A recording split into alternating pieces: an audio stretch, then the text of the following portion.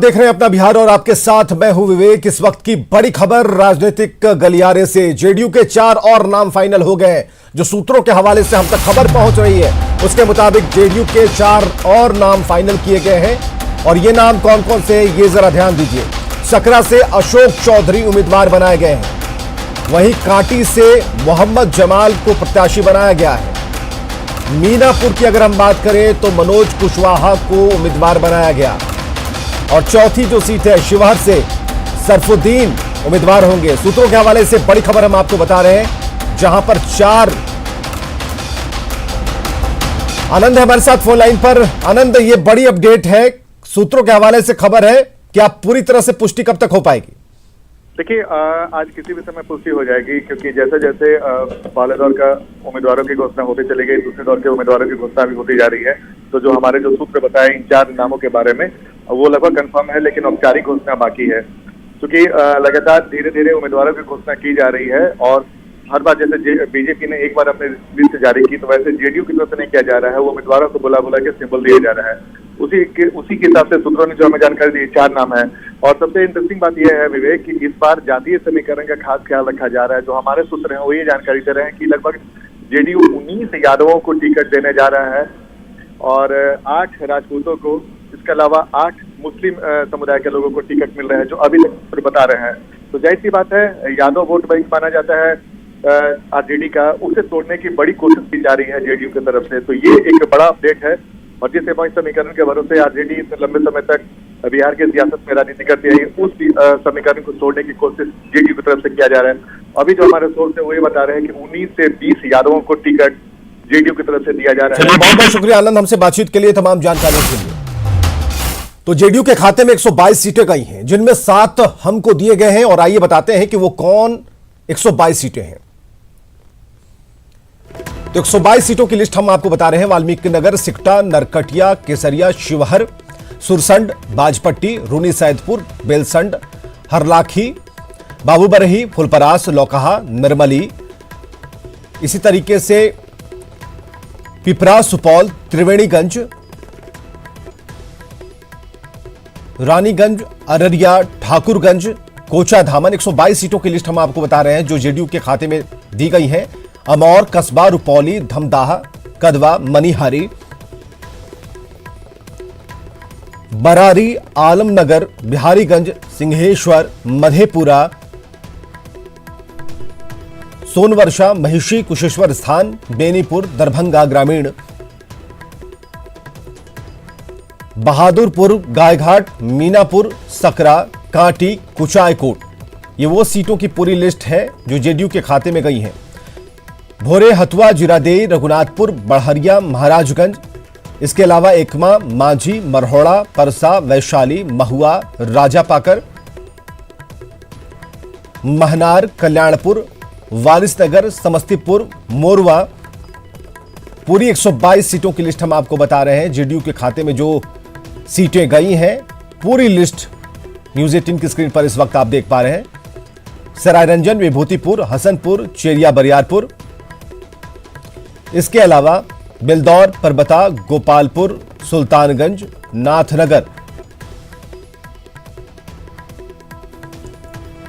चलिए, ये सीटें थी। और बीजेपी और जेडीयू में सीट बंटवारे के बाद पहले चरण में बीजेपी की तरफ से 27 उम्मीदवारों की लिस्ट जारी कर दी गई है। बीजेपी के जो 27 उम्मीदवार घोषित किए गए हैं उनके नाम है ज्ञानेंद्र सिंह ज्ञानू, जिन्हें बाढ़ से ताल ठोकने को कहा गया है बीजेपी की तरफ से। दूसरा जो चेहरा है वो है राम नारायण मंडल, बांका से। तीसरा चेहरा श्रेयसी सिंह, जमुई से है। और लखीसराय से विजय सिन्हा, जो कि बीजेपी के उम्मीदवार हैं। इसी तरीके से चैनपुर से ब्रज किशोर बिंद बीजेपी के उम्मीदवार हैं। गया शहर से प्रेम कुमार बीजेपी के उम्मीदवार। बीजेपी की अगली सूची में भभुआ से रिंकी रानी पांडे हैं। विक्रम से अतुल कुमार हैं। मोहनिया से बीजेपी के उम्मीदवार निरंजन राम हैं। गोह से मनोज शर्मा हैं बीजेपी के उम्मीदवार। कहलगांव से पवन कुमार यादव बीजेपी के कैंडिडेट हैं। कटोरिया से निक्की हेम्ब्रेम, जो कि बीजेपी के उम्मीदवार हैं। मुंगेर से प्रणव कुमार यादव। बड़हरा से राघवेंद्र प्रताप सिंह, आरा से अमरेंद्र प्रताप सिंह, तरारी से कौशल कुमार सिंह, शाहपुर से मुन्नी देवी, रामगढ़ से अशोक सिंह, डिहरी से सत्यनारायण सिंह यादव, काराकाड़ से राजेश्वर राज, औरंगाबाद से रामाधार सिंह, गुरुआ से राजीव नंदन डांगी, बोधगया से हरि मांझी, वजीरगंज से वीरेंद्र सिंह, रजौली से कन्हैया कुमार,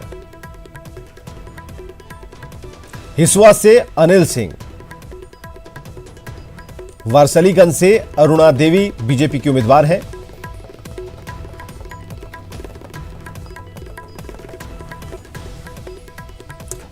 तो सीटों के बंटवारे के साथ ही पहले चरण के लिए नामांकन प्रक्रिया तेज हो गई है। पहले चरण में नामांकन के लिए अंतिम 2 दिन बचे हैं।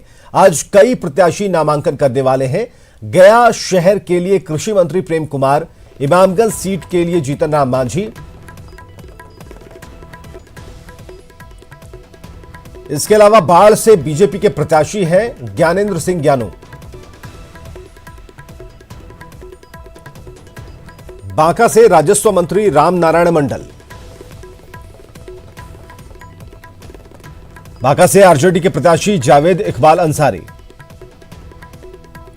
मोकामा से आरजेडी प्रत्याशी अनंत सिंह, वजीरगंज से बीजेपी प्रत्याशी वीरेंद्र सिंह, कटोरिया से आरजेडी प्रत्याशी स्वीटी सीमा हेम्ब्रम,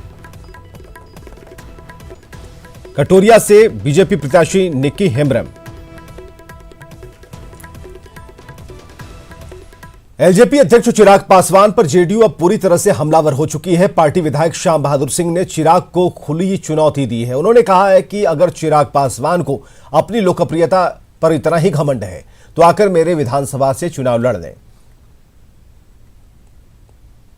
पासवान लगातार जेडीयू के लिए परेशानी खड़ी करते जा रहे हैं और इस वक्त हमारे साथ मौजूद हैं जेडीयू के विधायक श्याम बहादुर सिंह। श्याम बहादुर जी एनडीए का भी सहयोगी रहे थे, लोजपा के चिराग पासवान लोजपा, लेकिन आज चिराग पासवान लगातार आप लोगों के खिलाफ काम कर रहे हैं। कई सारे उम्मीदवार भी उतार दिए आपके पार्टी के खिलाफ।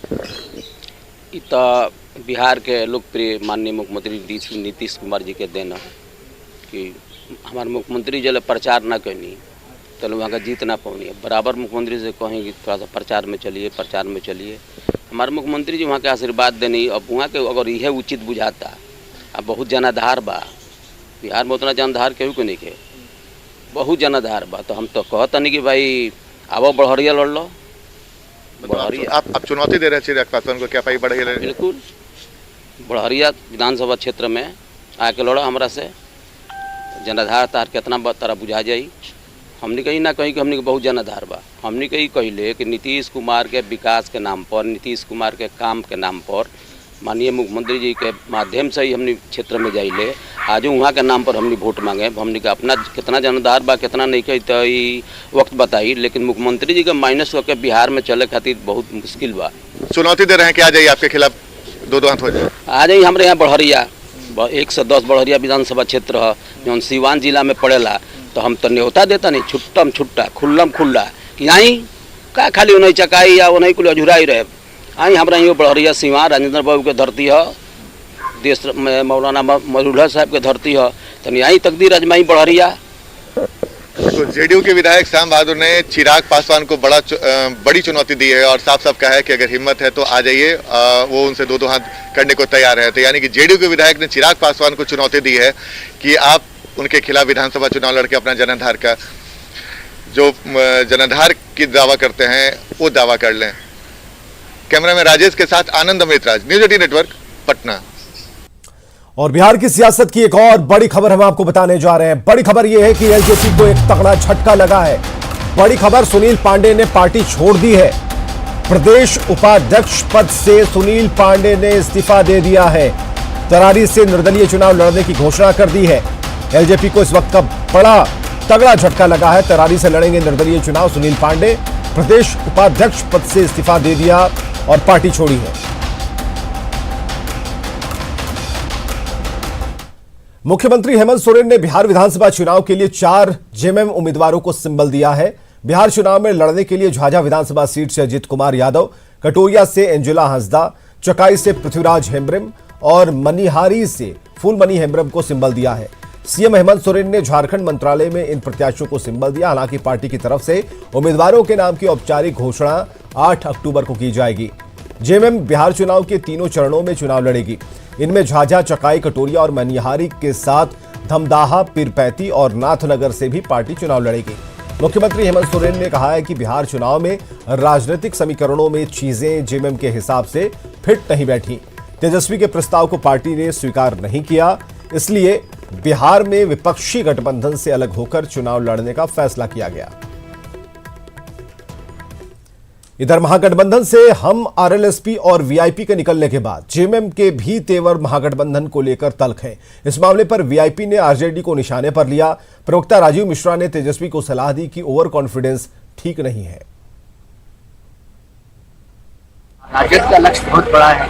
राजद ये चाहती है कि तेजस्वी जी मुख्यमंत्री बने, तो उनको बड़ा दिल दिखाना चाहिए था। तो ये बिल्कुल उनके की क्या सोच है और उनके जो भी सलाहकार है तेजस्वी जी को, उनको भी मैं सुझाव दूंगा कि ओवर कॉन्फिडेंस जो है वो हमेशा गलत होता है। और ये ओवर कॉन्फिडेंस आपको 10 तारीख को, 10 नवंबर को आपको पता चल जाएगा कि आपने क्या गलती की और क्या। इधर कांग्रेस में विरोध के बीच टिकट वितरण का दौर भी जारी है। मंगलवार को पहले चरण के चुनाव के लिए कई प्रत्याशियों को सिंबल दिया गया। हालांकि दिल्ली से लेकर पटना तक विरोध भी देखने को मिला, लेकिन कांग्रेस के प्रदेश प्रभारी सचिव अजय कपूर की माने तो पार्टी में सब कुछ सामान्य है। कोई विरोध नहीं है, कहीं कोई विरोध नहीं है। हमारे को तो नहीं लगता कोई विरोध है। सब मिलजुल के चुनाव लड़ेंगे और इस बार जनता यहाँ का चुनाव लड़ेगी, सरकार बदलेगी और इस बार महागठबंधन की सरकार बनेगी। और बात चुनाव के अलग रंग की। विधानसभा चुनाव में अलग अलग रंग देखने को मिल रहे हैं। पालीगंज विधानसभा क्षेत्र से निर्दलीय चुनाव लड़ रहे रविंद्र प्रसाद ने अनोखे अंदाज में अपना नॉमिनेशन किया। रविंद्र प्रसाद भैंस पर चढ़कर गाजे बाजे के साथ नामांकन दाखिल करने पालीगंज अनुमंडल कार्यालय पहुंचे।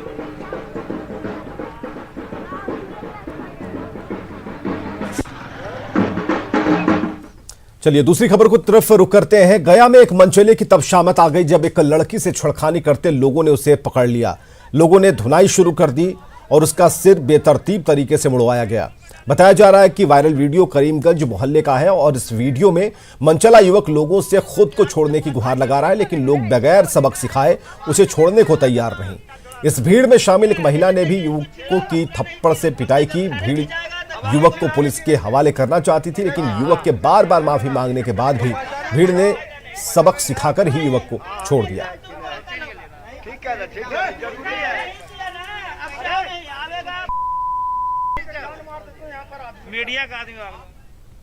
और मुजफ्फरपुर से खबर, जहां 12 साल बाद हुई औसत से अधिक बारिश के कारण बड़ा इलाका जलजमाव से प्रभावित है। शहर के साथ सटे इलाकों में चचरी पुल के सहारे पिछले 3 महीने से लोगों की जिंदगी कट रही है। सहयोगी प्रवीण ठाकुर ने लोगों की परेशानियों को समझने की कोशिश की है।